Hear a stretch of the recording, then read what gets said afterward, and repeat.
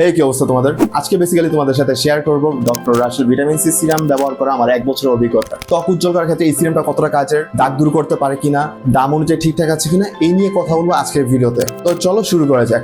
প্রথমে তোমাদেরকে এই প্রোডাক্টটা নিয়ে একটা ধারণা দিই। এই সিরামটা বেসিক্যালি আসে 50 মিলি একটি ছোট বোতলের মধ্যে। এটাতে আছে ভিটামিন সি আর হাইলুরোনিক অ্যাসিড। এটা তোমার ত্বককে উজ্জ্বল করে আর হাইড্রেটেড রাখে। আমি এটা রোজ রাতে ময়শ্চারাইজার আগে লাগাতাম। মজার কথা হলো এটা এত দ্রুত শোষিত হয় যেন মুখে কিছু লাগাইনি। এখন আসি এটা রেজাল্টের কথায়। 1.5 থেকে 2 সপ্তাহ পরে বুঝতে পারলাম যে আমার স্কিন আসলে আস্তে আস্তে স্মুথ হচ্ছে, আর যে ব্রণের পুরনো দাগগুলো ছিল সেগুলো কমা শুরু করছিল। তবে ব্যবহারের প্রথম দিকে একটু জ্বালা করতে কিন্তু তা আস্তে আস্তে ঠিক হয়ে যায়। রেজাল্ট পেতে সময় লেগেছে, কিন্তু স্কিনের মধ্যে পার্থক্য এসেছে। এবার আসে এটা কিছু ভালো দিকগুলো নিয়ে। এটা ত্বক উজ্জ্বল করতে খুবই ভালো, পরিমাণ অনুযায়ী অনেকদিন চলবে, দাম অনুযায়ী ঠিকঠাক আছে।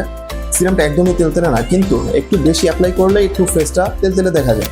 এটা কিছু মাইনাস পয়েন্ট হলো, তুমি যখন প্রথম ব্যবহার করতে যাবে তখন একটু জ্বালা হতে পারে।